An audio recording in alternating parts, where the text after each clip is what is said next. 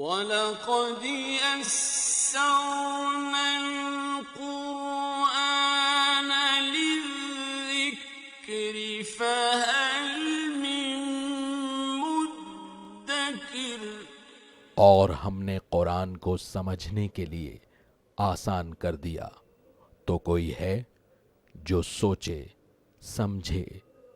صوت القرآن، قرآن کی آواز۔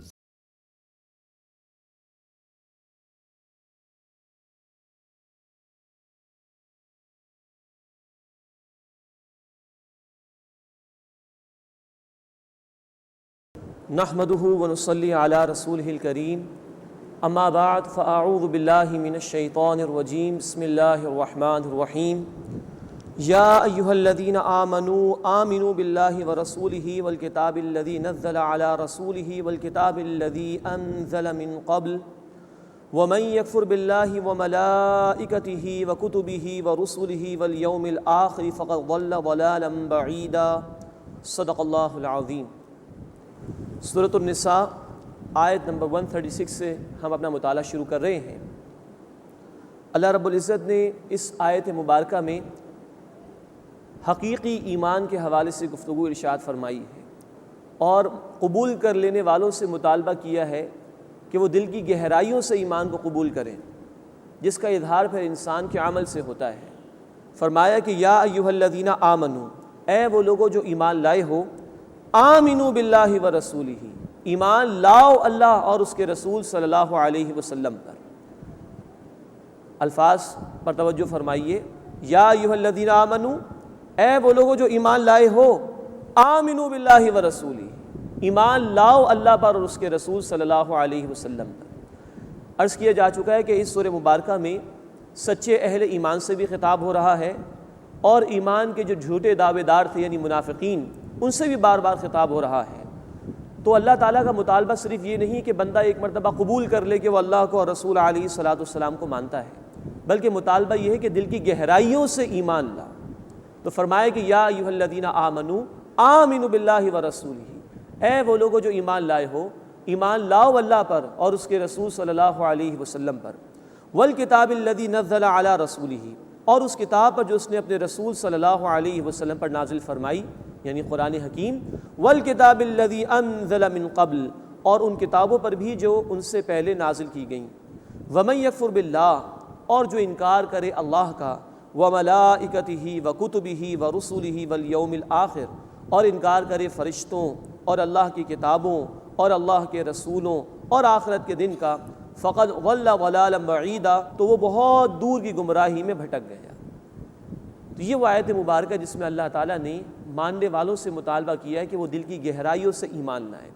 یہی وہ بات ہے جو ہم ایمان مجمل میں پڑھتے ہیں، آمنت باللہ کما ہوا باسمائہ وصفاتہ وقبلت جمیع احکامہ اقرار باللسان وتصدیق بالقلب۔ میں ایمان لایا اللہ پر، اس کے تمام ناموں، اس کی تمام صفات کے ساتھ، اور میں نے اس کے تمام احکامات کو قبول کیا، زبان سے اقرار کیا اور دل سے تصدیق کی۔ اللہ رب العزت جس ایمان کا ہم سے مطالبہ کرتے ہیں وہ یہ بھی ہے کہ زبان سے قبول کیا جائے، اور اس سے بڑھ کر یہ ہے کہ دل کی گہرائیوں سے ایمان لایا جائے۔ چنانچہ قرآن حکیم نے سورہ الحجرات آیت نمبر 7 میں صحابہ کرام رضی اللہ تعالی عنہم اجمعین کی شان بیان کی، وَزَيَّنَهُ فِي قُلُوبِكُمْ، اللہ نے ایمان کو تمہارے دلوں میں مزین فرما دیا۔ اور اسی سورۃ الحجرات آیت نمبر 14 میں اللہ تعالیٰ نے ان لوگوں کا ذکر کیا جنہوں نے ایمان کا دعویٰ کیا تھا۔ اللہ تعالیٰ نے فرمایا کہ نہیں، قُل لَّمْ تُؤْمِنُوا، اے نبی صلی اللہ علیہ وسلم فرما دیجئے تم ایمان ہرگز نہیں لائے ہو، وَلَٰكِنْ قُولُوا أَسْلَمْنَا، یہ کہو کہ تم نے اسلام قبول کیا ہے۔ یہ نئے نئے لوگ اسلام میں داخل ہوئے تھے۔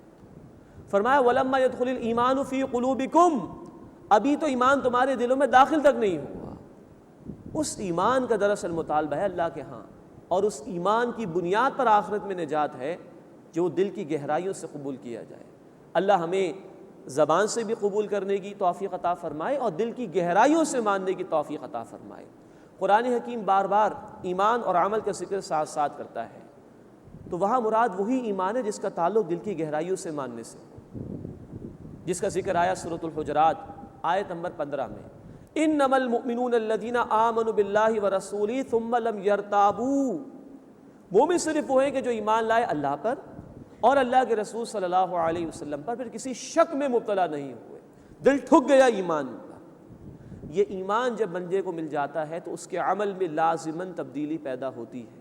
یہی وجہ ہے کہ اللہ کے رسول صلی اللہ علیہ وسلم کی حدیث ہے بخاری اور مسلم شریف میں کہ کوئی شخص حالت ایمان میں چوری نہیں کرتا، حالت ایمان میں شراب نہیں پیتا، حالت ایمان میں زنا نہیں کرتا۔ جہاں وہ دل سے احساس نکل گیا کہ اللہ موجود ہے، اللہ کے حضور جواب دہی ہے، تو انسان بے عملی کا شکار ہو جائے گا۔ تو اس ایمان کا مطالبہ کیا جا رہا ہے جو دل کی گہرائیوں میں ہو، جس کے نتیجے میں عمل میں تبدیلی پیدا ہوتی ہے۔ آج اس امت کی عظیم اکثریت کی بے عملی کی وجہ یہی ہے کہ یہ حقیقی ایمان آج ہمارے دلوں سے نکل گیا ہے، ورنہ ہو نہیں سکتا کہ دل میں ایمان ہو اور نماز ضائع ہو رہی ہو نہیں سکتا کہ دل میں ایمان ہو اور اللہ کے رسول صلی اللہ علیہ وسلم کی واضح تعلیمات کی نافرمانی ہو رہی ہے، دل میں ایمان ہو اور دنیا پرستی میں لوگ مبتلا ہوں، یہ ہو نہیں سکتا۔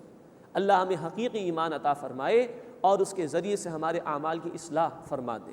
فرمائے کہ یا ایھا الذین آمنوا آمنوا باللہ ورسولہ، اے وہ لوگوں جو ایمان لائے ہو، ایمان لاؤ اللہ پر اور اس کے رسول صلی اللہ علیہ وسلم پر، والکتاب الذی نزل علی رسولہ، اور اس کتاب پر جو اللہ نے اپنے رسول صلی اللہ علیہ وسلم پر نازل فرمائی، والکتاب الذی انزل من قبل، اور ان کتابوں پر بھی جو ان سے پہلے نازل فرمائی، ومن یکفر باللہ، اور جو انکار کرے اللہ کا، وملائکتہ وکتبہ ورسلہ والیوم الآخر، اور انکار کرے اس کے فرشتوں اور اس کی کتابوں اور اس کے رسولوں اور آخرت کے دن کا، فقد ضل ضلالا بعیدا، وہ بہت دور کی گمراہی میں بھٹک گیا۔ اللہ اس گمراہی سے ہماری حفاظت فرمائے اور حقیقی ایمان حاصل کرنے کی توفیق عطا فرمائے۔ یہ بھی نوٹ فرمائے کہ یہ حقیقی ایمان قرآن سے ملتا ہے۔ سورۃ الانفال آیت نمبر 2، سورہ توبہ آیت نمبر 124 کا حاصل یہ ہے کہ اس قرآن کی آیات کے ذریعے سے ایمان ملتا ہے۔ اللہ ہمیں قرآن کو سمجھ کر پڑھنے کی اور ہدایت کی نیت کے ساتھ پڑھنے کی توفیق عطا فرمائے اور اس کے ذریعے سے ہمیں حقیقی ایمان عطا فرمائے۔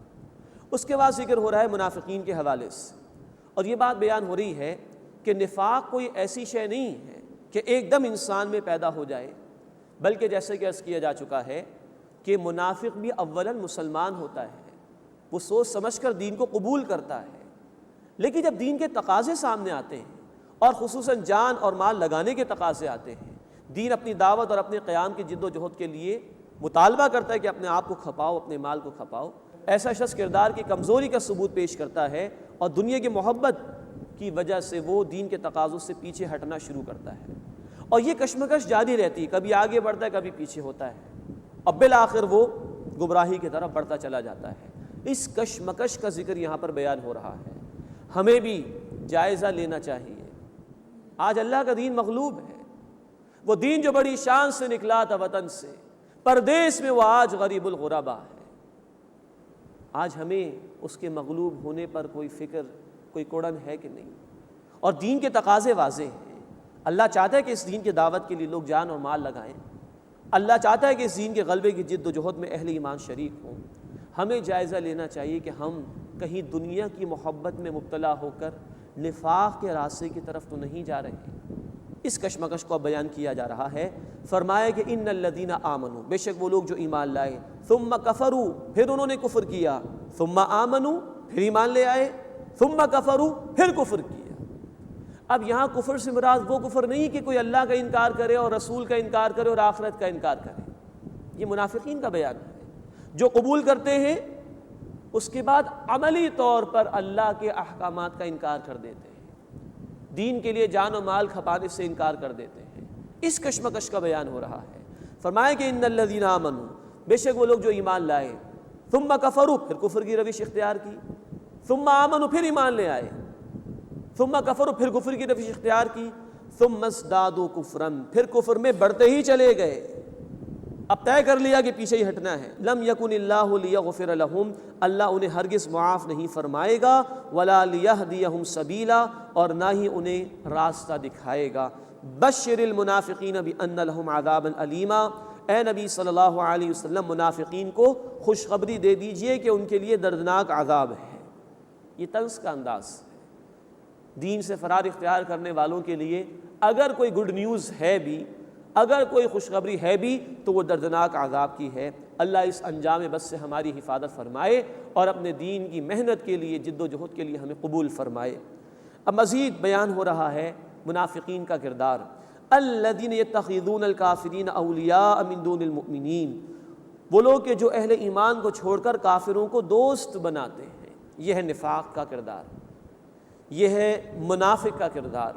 ایبتغون عندہم العزہ، کیا وہ ان لوگوں کے پاس عزت تلاش کرتے ہیں؟ فإن العزة للہ جمیعا، تو بے شک عزت تمام کے تمام اللہ کے لیے ہے۔ یہ ہے منافقانہ کردار کہ اپنی جان بچانے کے لیے، دنیا کے حصول کے لیے، دنیا کی عارضی دولت کمانے کے لیے غیروں کے پاس جاتے ہیں، ایمان والوں کو چھوڑ کر اللہ کے باغیوں سے دوستیاں اختیار کرتے ہیں اور سمجھتے ہیں کہ وہاں سے ہمیں عزت مل جائے گی، ان کافروں سے ہمارے تعلقات رہیں گے تو ہماری قیادت بھی مضبوط رہے گی، ہمیں روب و دبدبہ بھی حاصل رہے گا، کوئی ہمارا بال بیکا نہیں کر سکے گا، ہماری کرسی مضبوط رہے گی۔ اللہ فرما رہے کہ فإن العزة للہ جمیعا، عزت تمام کی تمام اللہ کے لیے ہے۔ یہ بات ہم پڑھ آئے ہیں سورہ آل عمران آیت نمبر 26 میں، وَتُعِزُّ مَن تَشَاءُ وَتُذِلُّ مَن تَشَاءُ، اے اللہ تو جسے چاہے عزت عطا فرمائے اور جسے چاہے ذلیل اور رسوا فرماتے۔ مومن کا ایمان اس بات پر ہونا چاہیے کہ عزت تمام کی تمام اللہ کے ہاتھ میں، تو اللہ والوں سے دوستی اختیار کرنی چاہیے، ریلیشنز اللہ والوں سے قائم کرنے چاہیے، پریفرنس اللہ والوں کو دینی چاہیے۔ یہ منافقت ہے سراسر کہ اللہ والوں کو چھوڑ کر، ایمان والوں کو چھوڑ کر اللہ کے دشمنوں کفار سے دوستی اختیار کی جائے۔ وَقَدْ نَزَّلَ عَلَيْكُمْ فِي الْكِتَابِ، اور یقیناً کتاب میں اللہ نے یہ حکم نازل فرما دیا، ان اذا سمعتم آیات اللہ یکفر بها، کہ جب تم سنو کہ اللہ کی آیات کا انکار کیا جا رہا ہے، ویستہزأ بها، اور ان کا مذاق اڑایا جا رہا ہے، فلا تقعدوا معهم، تو ان کے ساتھ مت بیٹھو، حتی یخوضوا فی حدیث غیرہ، یہاں تک کہ وہ اس کے سوا کسی اور بات میں مشغول ہو جائیں۔ انکم اذا مثلہم، اگر تم وہاں سے نہیں ہٹے تو تم بھی انہی کے جیسے ہو جاؤ گے۔ ان اللہ جامع المنافقین والکافرین فی جہنم جمیعا، بے شک اللہ جمع فرمانے والا ہے منافقین کو اور کافروں کو جہنم میں ایک ہی جگہ، تمام کے تمام لوگوں کو۔ اس آیت میں پہلی بات نوٹ فرمائے کہ اللہ کتاب میں حکم نازل فرما چکا ہے۔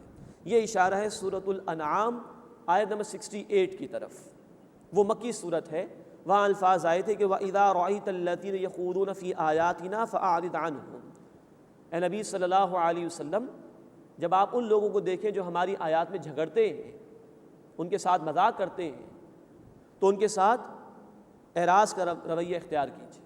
اور نبی صلی اللہ علیہ وسلم کے ذریعے سے اہل ایمان کو یہ حکم دیا گیا تھا کہ جہاں کہ اللہ کے دین کا مذاق اڑایا جائے، اللہ کی آیات کے ساتھ لوگ کھیل رہے ہوں، اللہ کے دین پر الزام تراشیاں کر رہے ہوں، ان کے ساتھ بیٹھنا اٹھنا بیٹھنا تعلق قائم رکھنا جائز نہیں ہے۔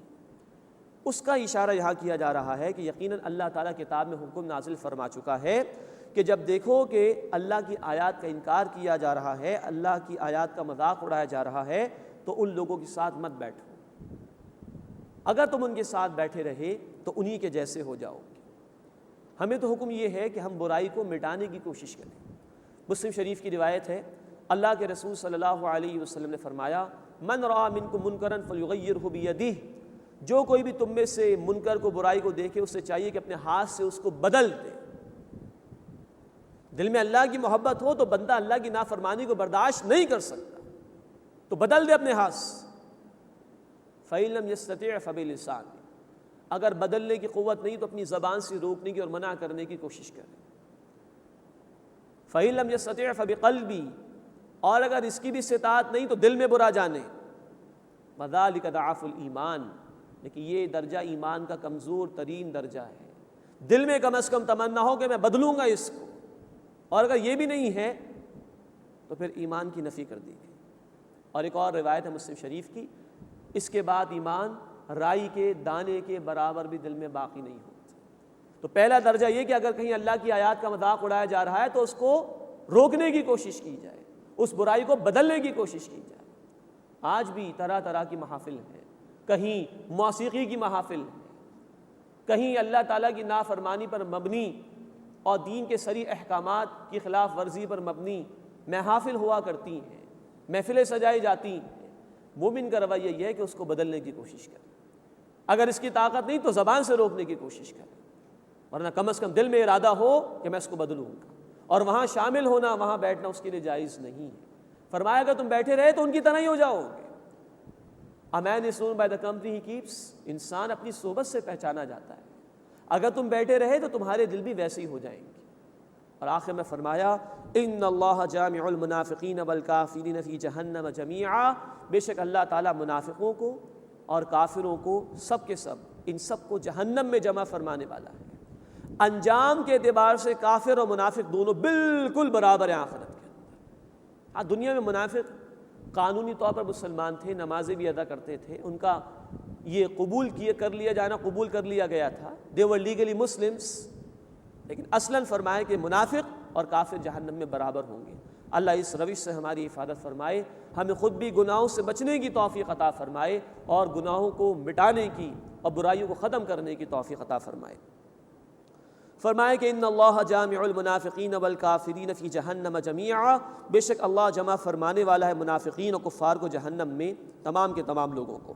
الذین یتربصون بکم، وہ منافق کے جو تمہارے انتظار میں رہتے ہیں۔ فإن کان لکم فتح من اللہ، پس اگر اے مسلمانوں تمہیں اللہ کی طرف سے فتح ہو جائے، قالوا الم نکن معکم، تو کہتے ہیں کہ ہم تمہارے ساتھ نہیں تھے۔ اب یہ ان کا دو رخا پن بیان ہو رہا ہے۔ وإن کان للکافرین نصیب، اور اگر کافروں کے لیے حصہ ہو، کفار کو فتح ہو جائے وقتی طور پر، قالوا تو کہتے ہیں الم نستحوذ علیکم، کیا ہم تم پر غالب نہیں آ گئے تھے، کفار کو کہتے تھے، ونمنعکم من المؤمنین، اور ہم نے تمہیں مومنوں سے بچا نہیں لیا۔ یہ ہے دو رخا پن منافق کا، مسلمانوں کو فتح ہو تو ان کے پاس جا رہے ہیں، اور کفار کو بھی اپنی دوستیوں کا بھرم دے رہے ہیں کہ ہم تو تمہارے ساتھ ہیں، ہم غالب آ گئے تھے، دیکھو مسلمانوں کے ساتھ، ہم نے تمہیں ایمان والوں سے بچا لیا۔ فاللہ یحکم بینکم یوم القیامہ، بس اللہ تمہارے درمیان فیصلہ فرمائے گا قیامت کے دن۔ ولن یجعل اللہ للکافرین علی المؤمنین سبیلا، اور اللہ تعالیٰ کفار کو ایمان لانے والوں کے مقابلے میں ہرگز غلبہ عطا نہیں فرمائے گا۔ اس کو دو اعتبارات سے سمجھنے کی ضرورت ہے۔ جہاں تک تو دلائل کی بات ہے، اسلام برحق دین ہے، اور جتنے بھی باطل مذاہب ہیں وہ کبھی بھی اس کا مقابلہ نہیں کر سکتے۔ تو دلیل و برہان کے میدان میں اسلام ہمیشہ سے غالب ہے، کوئی اس کا مقابلہ نہیں کر سکتا۔ اس اعتبار سے اہل ایمان ہمیشہ اوپر رہیں گے۔ دوسرا مفہوم اس کا یہ ہے کہ اگر ایمان والے اپنے ایمان کا ثبوت پیش کریں اور ایمان کے تقاضوں پر عمل کریں تو ہمیشہ غالب رہیں گے۔ اللہ تعالیٰ فرماتے سورہ آل عمران آیت نمبر 139 میں، وَأَنْتُمُ الْأَعْلَوْنَ إِن كُنتُم مُؤْمِنِينَ، مسلمانوں تم ہی غالب رہو گے اگر تم ایمان لانے والے ہو۔ تو جب بھی ایمان والوں نے اپنے ایمان کا ثبوت پیش کیا، اللہ رب العزت کی تعلیمات پر عمل کیا، اللہ نے انہیں غلبہ عطا فرمایا۔ لیکن جب بھی ایمان والے ایمان کے تقاضوں سے دور ہو جائیں گے، اللہ کے دین کے تقاضوں کو چھوڑ دیں گے، تو وہ ذلت اور رسوائی میں مبتلا ہوں گے۔ پھر ممکن ہے کہ عارضی طور پر کفار کا ان پر غلبہ ہو جائے، لیکن بالآخر اہل ایمان ہی کے لیے فتح ہے۔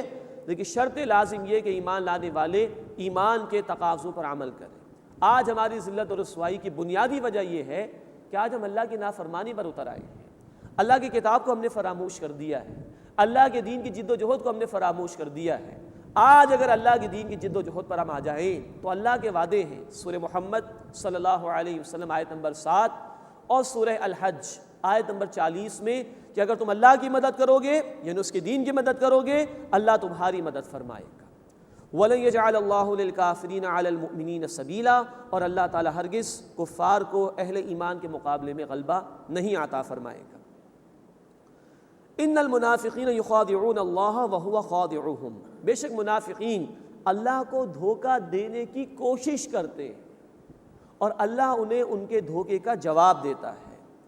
مراد یہ کہ یہ مسلمانوں کے پاس جاتے ہیں، اپنے ایمان کے دعوے کرتے ہیں، کفار کے پاس جاتے ہیں، اپنی دوستیوں کا اظہار ان سے کرتے ہیں، تو گویا اپنی دانش سے سمجھ رہے ہیں کہ بہت اچھے جا رہے ہیں۔ فرمایا کہ وَهُوَ خَادِعُهُمْ، اللہ انہیں ان کے دھوکے کا جواب دے گا۔ دنیا بھی ہاتھ سے جائے گی اہل ایمان کو غلبہ ہو جائے گا، کفار مٹا دیے جائیں گے، اور آخرت بھی ہاتھ سے جائے گی، کیونکہ یہ ایمان کے جھوٹے دعوے کر رہے ہیں اور ایمان کے تقاضوں پر عمل نہیں کر رہے۔ وَإِذَا قَامُوا إِلَى الصَّلَاةِ قَامُوا كُسَالَىٰ، اور جب وہ نماز کے لیے کھڑے ہوتے ہیں تو سستی کرتے ہوئے، يُرَاءُونَ النَّاسَ، اور وہ بھی لوگوں کو دکھانے کے لیے، اس لیے کہ نبی صلی اللہ علیہ وسلم کی جماعت میں شامل رہنے کے لیے دین کے بنیادی ظاہری تقاضوں پر عمل کرنا تو ضروری تھا۔ اس کا اولین ظاہری مظہر وہ نماز تھی۔ ہر چند گھنٹوں میں امتحان ہو جاتا ہے کہ کون شخص مومن ہے، کون شخص نہیں ہے۔ تو اس زمانے کے منافقین بھی نوٹ فرمائیے کہ نماز ادا کرتے تھے تاکہ اپنے آپ کو مسلمانوں کی جماعت میں شامل رکھ سکیں، اور اللہ کے رسول صلی اللہ علیہ وسلم کی حدیث ہے بخاری شریف میں، آپ نے فرمایا کہ منافقین پر سب سے زیادہ فجر اور عشاء کی نمازیں بھاری۔ نوٹ فرمائیے، اس زمانے کا منافق اپنے آپ کو کم از کم مسلمان شمار کرانے کے لیے 5 وقت کی نماز جماعت سے ادا کرتا تھا۔ آج لوگ اللہ کو ماننے کا دعویٰ کرتے ہیں، اللہ کے رسول صلی اللہ علیہ وسلم کو ماننے کا دعویٰ کرتے ہیں، لیکن اللہ کا مطالبہ ہے کہ میرے لیے نماز قائم کرو۔ اللہ کے رسول صلی اللہ علیہ وسلم کی آنکھوں کی ٹھنڈک ہے نماز، لیکن لوگ نماز ادا نہیں کرتے۔ اللہ ہمیں 5 وقت کی نماز پابندی کے ساتھ ادا کرنے کی توفیق عطا فرمائے۔ یہ نفاق کی علامت ہے کہ انسان نماز میں سستی کر رہا ہو اور اس کو ترک کر رہا ہو۔ فرمایا کہ وَإِذَا قَامُوا إِلَى الصَّلَاةِ قَامُوا كُسَالَىٰ، اور جب وہ نماز کے لیے کھڑے ہوتے ہیں تو سستی کے ساتھ، يُرَاءُونَ النَّاسَ، لوگوں کو دکھانے کے لیے، وَلَا يَذْكُرُونَ اللَّهَ إِلَّا قَلِيلًا، اور اللہ کا ذکر نہیں کرتے مگر بہت ہی کم۔ مُذَبْذَبِينَ بَيْنَ ذَلِكَ، اس کے درمیان وہ لٹکے ہوئے ہیں، لا الہ ہؤلاء ولا الہ ہؤلاء، نہ ان کی طرف ہے نہ ان کی طرف ہے۔ مسلمانوں کے ساتھ بھی تعلقات قائم رکھنے پر مجبور ہیں اور کفار کے ساتھ تعلقات قائم رکھنے پر بھی مجبور ہیں، اس لیے کہ ان کو دنیا عزیز ہے، لیکن بیچ میں لٹکے ہوئے ہیں۔ پورے طور پر کافر بھی نہیں بن رہے کہ چلو دنیا ہی ہاتھ آ جائے جیسے دیگر کافروں کو مل رہی ہے، اور پورے طور پر مومن بھی نہیں بن رہے کہ دنیا کی عارضی تکلیفیں برداشت کر لیں اور ہمیشہ کی جنت کما لیں اللہ رب العزت کی۔ تو فرمائے کہ لا الہ ہؤلاء ولا الہ ہؤلاء، نہ ان کی طرف ہے نہ ان کی طرف ہے، ان کا کوئی کردار نہیں ہے، ان کی کوئی فرم پوزیشن نہیں ہے۔ وَمَن يُضْلِلِ اللَّهُ فَلَن تَجِدَ لَهُ سَبِيلًا، اور جس کو اللہ تعالیٰ گمراہ فرما دے تو تم اس کے لیے کوئی بھی راستہ نہیں پاؤ گے۔ یا ایھا الذین آمنوا، اے وہ لوگوں جو ایمان لائے ہو، لا تتخذوا الکافرین اولیاء من دون المؤمنین، کافروں کو دوست نہ بناؤ اہل ایمان کو چھوڑ کر۔ اتریدون ان تجعلوا للہ علیکم سلطانا مبینا، کیا تم چاہتے ہو کہ اپنے اوپر اللہ کا صریح الزام لے لو؟ یہ بہت بڑا جرم ہے کہ ایمان والوں کو چھوڑ کر کوئی ایمان والا کفار سے دوستیاں اختیار کرے۔ یہاں ایک اور بات نوٹ فرمائیے، یہ منافقانہ روش ہے کہ اہل ایمان کو چھوڑ کر کافروں سے دوستیاں اختیار کی جائیں، لیکن خطاب کے الفاظ ہیں یا ایھا الذین آمنوا، اے وہ لوگوں جو ایمان لائے ہو۔ اس کی وجہ یہ، جیسے کہ عرض کیا گیا، کہ منافق بھی قانونی طور پر مسلمان ہوتا تھا، ان کے جنازے بھی پڑھے گئے ہیں، لیکن حقیقت کے اعتبار سے وہ کافروں کے برابر ہے۔ اور آگے چل کر ہم پڑھیں گے ابھی آیت نمبر 145 میں کہ یہ تو جہنم کے نچلے ترین گڑھے میں ہوں گے منافق۔ اس کا احساس ہمیں رہنا چاہیے۔ یہ لوگ بھی اولاً مسلمان تھے، پھر گئے ہیں نفاق کی طرف۔ اللہ ہمیں اس روش سے محفوظ فرمائے اور حقیقی ایمان اختیار کر کے اس کے تقاضوں پر عمل کی توفیق عطا فرمائے۔ تو یہ ہے نفاق کی علامت کہ ایمان لانے والوں کو چھوڑ کر کافروں سے دوستیاں اختیار کی جائیں، ان سے ریلیشنز قائم کیے جائیں، ان سے اپنی پلاننگ کے لیے مشورے کیے جائیں، ان سے اپنی انٹیلیجنس انفارمیشن شیئر کی جائے، ان سے دلی دوستیاں اختیار کی جائیں، اپنے منصوبے ان کے حوالے کر دیے جائیں۔ یہ رویہ اگر اختیار کیا جا رہا ہے ایمان والوں کو چھوڑ کر تو یہ ہے سراسر نفاق۔ فرمائے کہ یا ایھا الذین آمنوا، اے وہ لوگوں جو ایمان لائے ہو، لا تتخذوا الکافرین اولیاء من دون المؤمنین، کافروں کو دوست نہ بناؤ ایمان لانے والوں کو چھوڑ کر۔ اتریدون ان تجعلوا للہ علیکم سلطانا مبینا، کیا تم چاہتے ہو کہ اپنے اوپر اللہ کا صریح الزام لے لو؟ یہ ایک روش ہی تمہیں اللہ کے عذاب کا مستحق بنانے کے لیے کافی ہے۔ اب اگلی آیت بڑی سخت آیت ہے قرآن حکیم میں اور منافقین کے انجام کے حوالے سے۔ ان المنافقین فی الدرک الاسفل من النار، بے شک منافق جہنم کے نچلے ترین درجے میں ہوں گے۔ وَلَن تَجِدَ لَهُمْ نَصِيرًا، اور اے نبی صلی اللہ علیہ وسلم آپ ان کے لیے کوئی بھی مددگار نہیں پائیں گے۔ اللہ اس انجام بد سے ہماری حفاظت فرمائے اور نفاق سے بچنے کی توفیق عطا فرمائے۔ إِلَّا الَّذِينَ تَابُوا وَأَصْلَحُوا، سوائے ان کے جنہوں نے توبہ کر لی اور اپنی اصلاح کر لی، وَاعْتَصَمُوا بِاللَّهِ، اور اللہ کو مضبوطی سے تھام لی۔ اللہ کو تھامنے سے مراد سورہ آل عمران آیت نمبر 103 کی روشنی میں ہم نے سمجھا اللہ کی رسی یعنی قرآن کو تھامنا۔ وَأَخْلَصُوا دِينَهُمْ لِلَّهِ، اور اپنا دین خالص کر لیا اللہ کے لیے۔ فَأُولَٰئِكَ مَعَ الْمُؤْمِنِينَ، تو یہ لوگ اہل ایمان کے ساتھ ہوں گے۔ یعنی توبہ کا دروازہ کھلا ہے۔ سورہ نساء کا مطالعہ کریں، 4 ہجری میں اس کا نزول ہے۔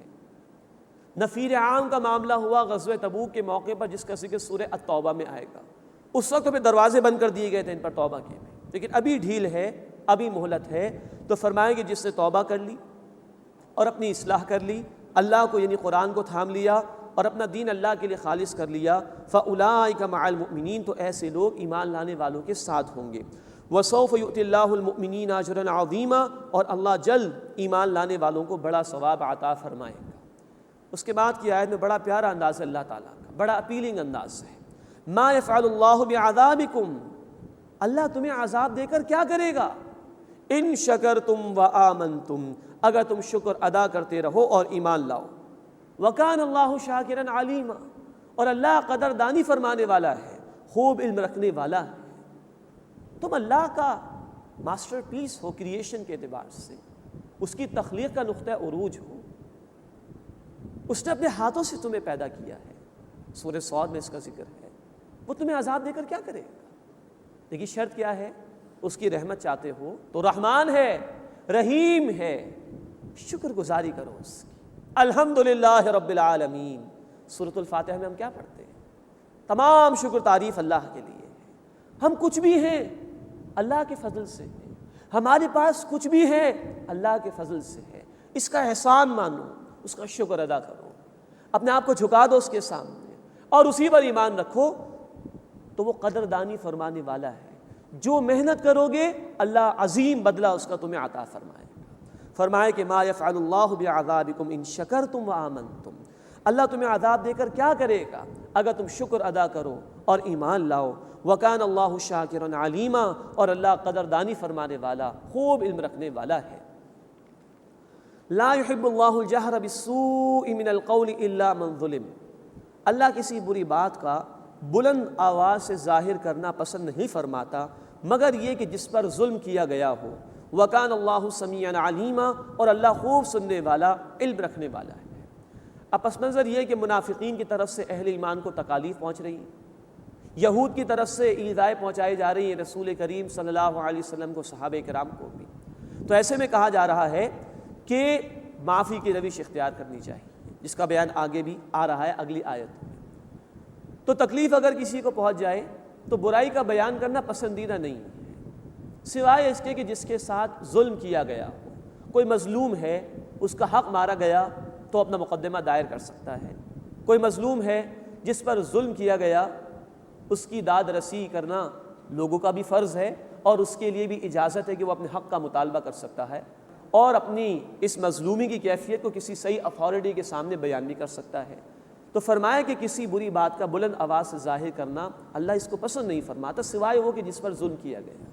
اب دیکھیں، اسلام ایک ایسا معاشرہ قائم کرنا چاہتا ہے جہاں کسی کی توہین نہ کی جائے، جہاں کسی کی عزت پر حملے نہ کیے جائیں، جہاں لوگ درگزر کا معاملہ اختیار کرنے والے ہوں، جہاں لوگ معاف کر دینے کی روش اختیار کرنے والے ہوں۔ چنانچہ اللہ کے رسول صلی اللہ علیہ وسلم نے فرمایا، مسلم شریف کی روایت ہے کہ معاف کرنے سے اللہ تعالیٰ عزت میں اضافہ فرماتا ہے، اور بخاری شریف کی حدیث ہے، اللہ کے رسول صلی اللہ علیہ وسلم نے فرمایا، تم لوگوں کے گناہوں پر، ان کی غلطیوں پر پردہ ڈالو، اللہ تمہارے گناہوں اور غلطیوں پر پردہ ڈال دے گا۔ تو پسندیدہ روش معاف کر دینے کی ہے، دوسروں کی غلطیوں پر پردہ ڈال دینے کی ہے۔ ہاں کسی پر ظلم ہوا تو اسلام نے اجازت دی ہے کہ وہ اپنا حق مانگ سکتا ہے، اور حق کے مانگنے کے دوران کسی نے ظلم کیا تو ظلم کو بیان کر سکتا ہے۔ وَكَانَ اللَّهُ سَمِيعًا عَلِيمًا، اور اللہ خوب سننے والا، علم رکھنے والا ہے۔ ان تبدو خیرا او تخفوہ، اگر تم کوئی بھلائی اعلانیہ کرو یا اسے چھپاؤ، او تعفو عن سوء، یا برائی کو معاف کر دو جس کا ذکر آ چکا ہے، فإن اللہ کان عفوا قدیرا، تو بے شک اللہ تعالیٰ معاف فرما دینے والا، قدرت رکھنے والا ہے۔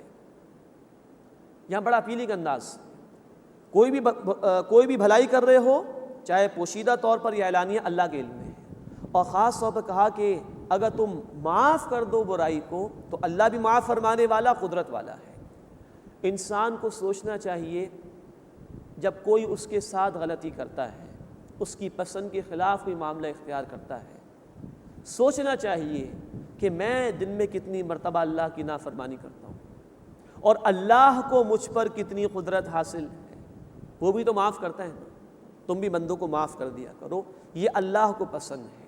تم بندوں کو معاف کرو گے، اللہ تمہیں معاف فرما دے گا۔ اس کے بعد کی آیت میں چند گمراہ فرقوں کا اور باطل نظریات رکھنے والوں کا رد کیا جا رہا ہے۔ فرمائے کہ ان الذین یکفرون باللہ ورسلہ، بے شک جو لوگ انکار کرتے ہیں اللہ کا اور اس کے رسولوں کا، ویریدون ان یفرقوا بین اللہ ورسلہ، اور چاہتے ہیں کہ اللہ اور اس کے رسولوں کے درمیان تفریق کر دیں، ویقولون نؤمن ببعض ونکفر ببعض، اور کہتے ہیں کہ ہم بعض کو مانتے ہیں اور بعض کو نہیں مانتے، ویریدون ان یتخذوا بین ذلک سبیلا، اور چاہتے ہیں کہ اس کے درمیان سے کوئی راستہ نکال لیں۔ اولئک ھم الکافرون حقا، یہی لوگ پکے کافر ہیں۔ وَأَعْتَدْنَا لِلْكَافِرِينَ عَذَابًا مُهِينًا، اور ہم نے کفر کرنے والوں کے لیے ذلت والا عذاب تیار کر رکھا ہے۔ 4 قسم کے لوگوں کا ذکر ہے۔ نمبر 1، یکفرون باللہ ورسولہ، جو انکار کرتے ہیں اللہ کا اور اللہ کے رسولوں کا، یہ مشرکین مکہ جیسا طرز عمل، ابو جہل، ابو لہب، سرے سے رسول اللہ صلی اللہ علیہ وسلم کا انکار۔ نمبر 2، وَيُرِيدُونَ أَن يُفَرِّقُوا بَيْنَ اللَّهِ وَرُسُولِهِ، اور چاہتے ہیں کہ اللہ اور اس کے رسولوں کے درمیان تفریق کر دیں۔ یہ وہ لوگ ہیں جو کہتے ہیں اللہ رب العزت کی تو اطاعت کریں گے، رسول کی اطاعت کی ضرورت نہیں۔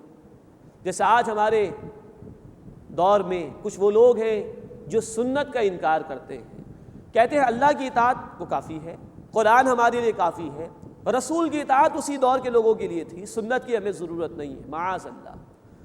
یریدون ان یفرقوا بین اللہ ورسولہ، اور چاہتے ہیں کہ اللہ اور اس کے رسولوں کے درمیان تفریق کر دیں، اللہ کی مانیں گے رسول کی نہیں مانیں گے، معاذ اللہ۔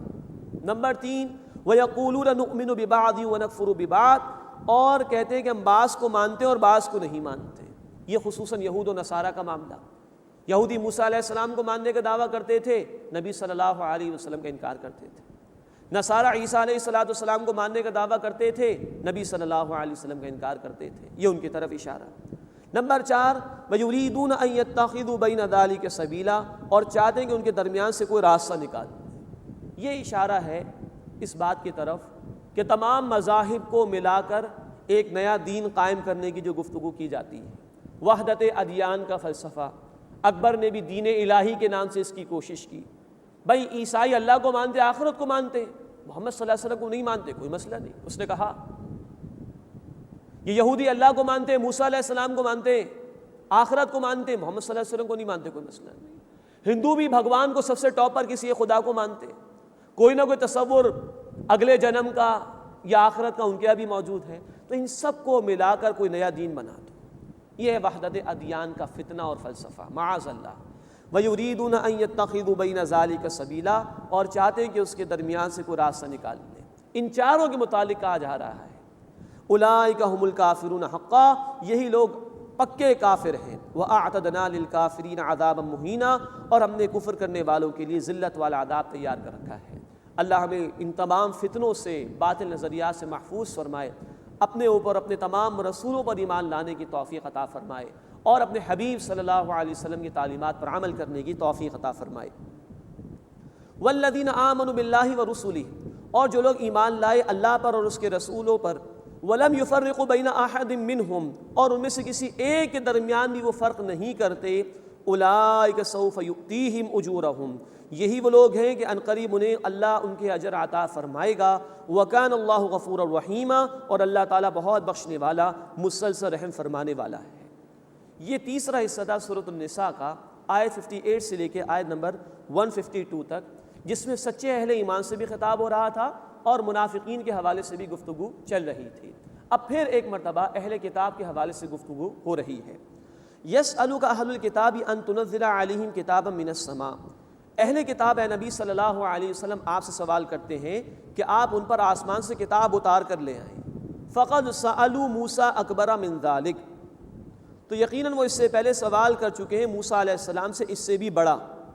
فقالوا ارنا اللہ جہرتاً. جبکہ انہوں نے کہا تھا کہ ہم اللہ کو کھلم کھلا اعلانیہ طور پر دیکھنا چاہتے ہیں. انہوں نے تو اتنی جرت کی تھی. اب یہی اہل کتاب میں سے یہود ہیں.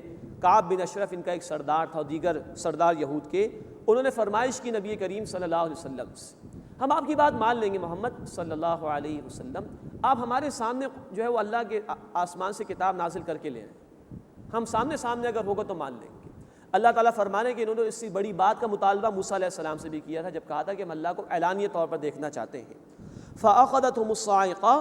تو انہیں بجلی نے آ پکڑا تھا. سورہ البقرہ آیت 55 میں اس کی تفصیل آ چکی ہے. فأخذتهم الصاعقة بظلمهم. تو انہیں بجلی نے آ پکڑا ان کے ظلم کی وجہ سے. ثم اتخذوا العجل من بعد ما جاءتهم البينات. پھر انہوں نے بچھڑے کو معبود بنا لیا اس کے بعد کہ ان کے پاس نشانیاں آ گئیں. سورۃ البقرہ آیت 93 میں تفصیل آ چکی ہے. فعفونا عن ذلك. تو ہم نے ان سے درگزر کیا. وآتینا موسیٰ سلطانا مبینا. اور ہم نے موسیٰ علیہ السلام کو واضح غلبہ عطا فرمایا. مراد ہے کہ فرعون سے نجات عطا فرمائی اور بنی اسرائیل کو اور موسیٰ علیہ السلام کو کھلا غلبہ عطا فرما دیا آل فرعون کے مقابلے میں. ورفعنا فوقهم الطور. اور ہم نے بلند کیا ان پر کوہ طور کو بمیثاقہم. ان سے عہد لینے کی غرض سے. وقلنا لهم ادخلوا الباب سجدا. اور ہم نے ان سے کہا کہ دروازے میں داخل ہونا جھکتے ہوئے. یہ تمام تفصیل سورۃ البقرہ میں ہم پڑھ چکے ہیں. وقلنا لهم لا تعدوا في السبت. اور ہم نے ان سے کہا کہ ہفتے کے دن کے بارے میں زیادتی نہ کرنا. ہفتے والوں کے حوالے سے واقعہ تفصیل سے آئے گا انشاءاللہ سورۃ الاعراف رکوع نمبر 21 میں. وَأَخَذْنَا مِنْهُمْ مِيثَاقًا غَلِيظًا. اور ہم نے ان سے مضبوط عہد لیا. اب یہ سب اللہ نے وعدے ان سے لیے, اپنی کتاب اور شریعت ان کو عطا فرمائی, لیکن انہوں نے نافرمانی کی روش اختیار کی تو اللہ نے ان پر لعنت کا معاملہ فرمایا. اب اس کا ذکر آ رہا ہے. فَبِمَا نَقْضِهِمْ مِيثَاقَهُمْ. پس ہم نے ان پر لعنت کی ان کے عہد کے توڑ دینے کی وجہ سے. وَكُفْرِهِمْ بِآيَاتِ اللَّهِ وَقَتْلِهِمُ الْأَنْبِيَاءَ بِغَيْرِ حَقٍّ. اور ان کے اللہ کے آیات کے انکار کرنے کی وجہ سے اور ان کے انبیاء کو ناحق قتل کر دینے کی وجہ سے. وَقَوْلِهِمْ قُلُوبُنَا غُلْفٌ. اور ان کے اس قول کی وجہ سے کہ انہوں نے کہا کہ ہمارے دل تو پردے میں ہیں. مسلمانوں تم لاکھ حق سنا لو, ہمارے دل تو بڑے محفوظ ہیں, ہم پر کوئی اثر نہیں ہوگا. بل طبع اللہ علیہا بکفرہم. بلکہ اللہ نے ان پر ان کے کفر کی وجہ سے مہر فرما دی. فلا یؤمنون الا قلیلا. تو وہ ایمان نہیں لاتے مگر بہت ہی کم. مزید فرمایا کہ اور ان پر لعنت فرمائی. وبکفرہم وقولہم علی مریم بہتانا عظیما. اور ہم نے ان پر لعنت کی ان کے کفر کی وجہ سے اور مریم سلام علیہا پر بڑا بہتان لگانے کی وجہ سے. اس کا ذکر ہم تفصیل سے انشاءاللہ پڑھیں گے سورہ مریم آیت نمبر 29 اور 13 میں. جب حضرت مریم سلام علیہا کے ہاں معجزانہ طور پر عیسیٰ علیہ السلام کی پیدائش ہوئی تو الزام لگا دیا یہود نے معاذ اللہ کہ یہ ناجائز طریقے پر ولادت ہوئی ہے معاذ اللہ. اللہ نے حضرت مریم سلام علیہا کی پاک دامنی کا اعلان یوں کیا کہ حضرت مریم سلام علیہا نے اشارہ کیا حضرت عیسیٰ علیہ السلام کی طرف, اشارت الی. اور سورہ مریم آیت نمبر 30 میں الفاظ ہیں عیسیٰ علیہ السلام ماں کی گود میں پکار اٹھے, انی عبداللہ, میں اللہ کا بندہ ہوں, آتانی الکتاب, اللہ نے مجھے کتاب عطا فرمائی ہے. لیکن اللہ نے تو پاک دامنی کا پورا ثبوت پیش کیا, یہ لوگ الزام تراشی کرتے رہے تو اللہ نے اس وجہ سے بھی ان پر لعنت فرمائی. وَبِكُفْرِهِمْ وَقَوْلِهِمْ عَلَى مَرْيَمَ بُهْتَانًا عَظِيمًا. اور ہم نے لعنت کی ان پر ان کے کفر کی وجہ سے اور مریم سلام علیہا پر بڑا بہتان باندھنے کی وجہ سے. وَقَوْلِهِمْ إِنَّا قَتَلْنَا الْمَسِيحَ عِيسَى ابْنَ مریم. اور ان کے اس کہنے کی وجہ سے بھی ہم نے لعنت کی کہ انہوں نے کہا کہ ہم نے قتل کیا عیسیٰ ابن مریم کو علیہ السلام وسلام علیہا. یہ ان ظالموں نے کہا معاذ اللہ ثم معاذ اللہ کہ ہم نے عیسیٰ کو قتل کیا ہے. اپنے بس پڑھتے انہوں نے پوری کوشش کی تھی. سورہ آل عمران آیت 54-55 میں تفصیل آ چکی ہے. وَمَكَرُوا وَمَكَرَ اللَّهُ. انہوں نے چال چلنے کی کوشش کی, اللہ نے تدبیر فرمائی, انہوں نے اپنے بس پڑتے سولی دینے کی کوشش کی، لیکن اللہ رب العزت نے حضرت عیسیٰ علیہ السلام کو آسمان پر بلند فرما دیا زندہ حالت میں۔ فرمایا کہ وَقَوْلِهِمْ إِنَّا قَتَلْنَا الْمَسِيحَ عِيسَى ابْنَ مریم، اور ان کے اس قول کی وجہ سے ہم نے لعنت کی کہ انہوں نے کہا کہ ہم نے عیسیٰ ابن مریم کو قتل کیا، رسول اللہ، اللہ کے رسول کو۔ یہ ہے اللہ رب العزت کی طرف سے تبصرہ، اللہ کے رسول کو قتل کرنے کا دعویٰ کر رہے ہیں، معاذ اللہ۔ اللہ کا وعدہ تو یہ ہے سورۃ المجادلہ آیت نمبر 21 میں، کتب اللہ لأغلبن انا ورسولی، اللہ نے فیصلہ فرما دیا کہ میں اور میرے رسول غالب رہیں گے۔ کوئی رسول کبھی قتل یا شہید نہیں ہوئے، انبیاء شہید ہوئے ہیں، رسول ہمیشہ غالب رہے۔ قومیں مٹائی گئیں، نوح علیہ السلام، لوط علیہ السلام، شعیب علیہ السلام، ہود علیہ السلام، صالح علیہ السلام، ان کی قومیں مٹا دی گئیں، رسولوں کو بچا لیا گیا۔ وما قتلوہ وما صلبوہ، اور انہوں نے عیسیٰ علیہ السلام کو قتل نہیں کیا اور نہ ہی انہیں سولی دی، ولیکن شبہ لہم، بلکہ ان کے لیے ان جیسی صورت بنا دی گئی، شبہ میں پڑ گئے وہ لوگ۔ وَإِنَّ الَّذِينَ اخْتَلَفُوا فِيهِ لَفِي شَكٍّ مِّنْهُ، اور بے شک جو لوگ اس بارے میں اختلاف کرتے ہیں وہ اس بارے میں شک ہی میں مبتلا ہیں۔ یہ اشارہ اہل کتاب کی طرف ہے۔ ہوا یہ کہ یہود نے جو بھی وقت کا گورنر تھا رومی حکومت کے تحت، اس کے کان بھرے عیسیٰ علیہ السلام کے خلاف، اور ان کے خلاف مقدمہ دائر کیا کہ یہ جادو سکھاتے ہیں، یہ مرتد ہو گئے معاذ اللہ، اور ہماری شریعت میں مرتد کی سزا قتل ہے تو ان کو قتل کیا جانا چاہیے معاذ اللہ، اور اپنے بس پڑتے اس گورنر کے کان بھرنے کے بعد سولی دلوانے کا اہتمام کیا۔ حواریین میں سے ایک حواری تھا، اس نے مخبری کر دی اور عیسیٰ علیہ السلام کی طرف ان لوگوں نے بڑھنے کا ارادہ کیا۔ گاسپل آف برناباس جو اس دور میں منظر عام پر آ چکی ہے، جو بین رہی ہے عرصہ دراز تک عیسائی دنیا میں، کیونکہ اس میں حقیقتیں بیان ہوئی ہیں، خالص توحید کا بیان ہے، اس لیے وہ بین رہی، تو گاسپل آف برناباس میں اس واقعے کی طرف اشارہ ہے، باقی قرآن اور حدیث میں اس واقعے کی تفصیل نہیں ملتی۔ تو جس حواری نے مخبری کی تھی اسی کو سولی دے دی گئی، اور اللہ تعالیٰ نے عیسیٰ علیہ السلام کو آسمان پر زندہ حالت میں بلند کر لیا، اس کا چہرہ عیسیٰ علیہ السلام جیسا کر دیا گیا، تو اولا کی شبہ لہم، صورت ان کی جیسی کر دی گئی۔ اب وہ جب دیکھ رہے ہیں صورت عیسیٰ علیہ السلام جیسی ہے لیکن دھڑ سمجھ میں نہیں آ رہا کس کا ہے۔ اچھا اگر یہ عیسیٰ ہے معاذ اللہ تو وہ حواری کہاں چلا گیا، اور اگر یہ حواری ہے تو عیسیٰ علیہ السلام کہاں چلے گئے؟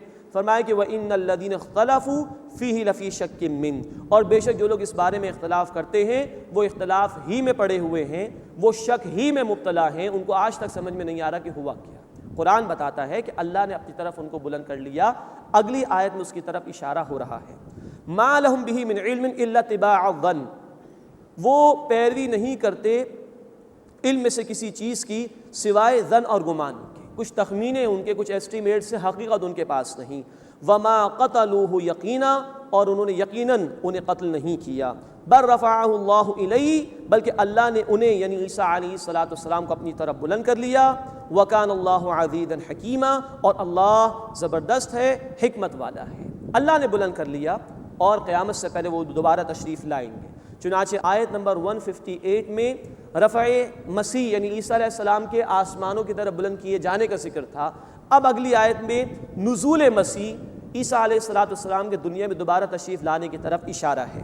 فرمایا وَإِن مِّنْ أَهْلِ الْكِتَابِ، اور اہل کتاب میں سے کوئی بھی نہیں بچے گا، إِلَّا لَيُؤْمِنَنَّ بِهِ قَبْلَ مَوْتِهِ، مگر یہ کہ ان کی موت سے پہلے ضرور ایمان لے آئے گا۔ وَيَوْمَ الْقِيَامَةِ يَكُونُ عَلَيْهِمْ شَهِيدًا، اور قیامت کے دن وہ یعنی عیسیٰ علیہ السلام ان پر گواہ ہوں گے۔ اس کے متعلق مفسرین کی اکثریت کی رائے یہی ہے کہ یہاں مراد یہ ہے کہ عیسیٰ علیہ السلام قیامت سے پہلے دوبارہ دنیا میں تشریف لائیں گے، جیسا کہ صحیح احادیث میں ذکر موجود ہے۔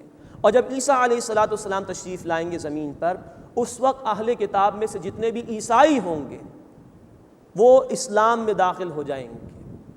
تو یوں عیسیٰ علیہ السلام کی موت سے پہلے، یعنی جب وہ دوبارہ دنیا میں تشریف لائیں گے، 33 برس کے تھے تو تشریف لے گئے تھے آسمان پر، دوبارہ زمین پر تشریف لائیں گے، بھرپور زندگی بسر کریں گے، پھر طبعی طور پر ان کی موت واقع ہوگی۔ اس موت کا یہاں پر ذکر ہے، اس موت سے پہلے جتنے بھی اہل کتاب میں سے عیسائی ہوں گے وہ اسلام کے گوشے میں داخل ہو جائیں گے اور وہ عیسیٰ علیہ السلام کو مانیں گے اور اسلام کو قبول کر لیں گے، رسالت محمدی صلی اللہ علیہ وسلم کو تسلیم کر لیں گے، گویا اسلام میں شامل ہو جائیں گے، مسلمانوں کے برابر ہو جائیں گے۔ رہے اہل کتاب میں سے یہود، تو انہوں نے اس وقت بھی عیسیٰ علیہ السلام کی مخالفت کی تھی، جب وہ دوبارہ تشریف لائیں گے تب بھی مخالفت کریں گے، اور پھر مسلمانوں کی جنگ ہوگی یہود کے خلاف، اور بالآخر اسلام غالب ہو جائے گا۔ وَإِن مِّنْ أَهْلِ الْكِتَابِ، اور اہل کتاب میں سے کوئی نہیں رہے گا، إِلَّا لَيُؤْمِنَنَّ بِهِ قَبْلَ مَوْتِهِ، مگر یہ کہ ان کی یعنی عیسیٰ علیہ السلام کی موت سے پہلے وہ ان پر ایمان لے آئے گا، دوبارہ تشریف آوری ہوگی، موت آئے گی، اہل کتاب میں سے عیسائی ایمان لے آئیں گے۔ وَيَوْمَ الْقِيَامَةِ يَكُونُ عَلَيْهِمْ شَهِيدًا، اور قیامت کے دن وہ ان پر گواہ ہوں گے، اپنی امت یعنی کہ اہل کتاب میں سے جن لوگوں نے ان کا انکار کیا ہوگا یا جنہوں نے ان کو مانا ہوگا، ان کے متعلق گواہی پیش کریں گے اللہ کے حضور میں، اے اللہ ان سب تک میں نے پیغام پہنچا دیا تھا۔ جنہوں نے انکار کیا ہوگا ان کو اپنی جواب دہی خود اللہ کے حضور میں قیامت کے دن کرنی ہوگی۔ یہ ایسے ہی ہے کہ جیسے ہم نے سورہ نساء آیت 41 میں پڑھا تھا کہ ہر رسول میں سے گواہ کو کھڑا کیا جائے گا، یعنی اس کے رسول کو اس امت کے خلاف گواہی دینی ہوگی۔ اللہ تعالی ہمیں اپنی آیات کا فہم عطا فرمائے اور ان کے تقاضوں پر عمل کرنے کی توفیق عطا فرمائے۔ وآخر دعوانا ان الحمد للہ رب العالمین۔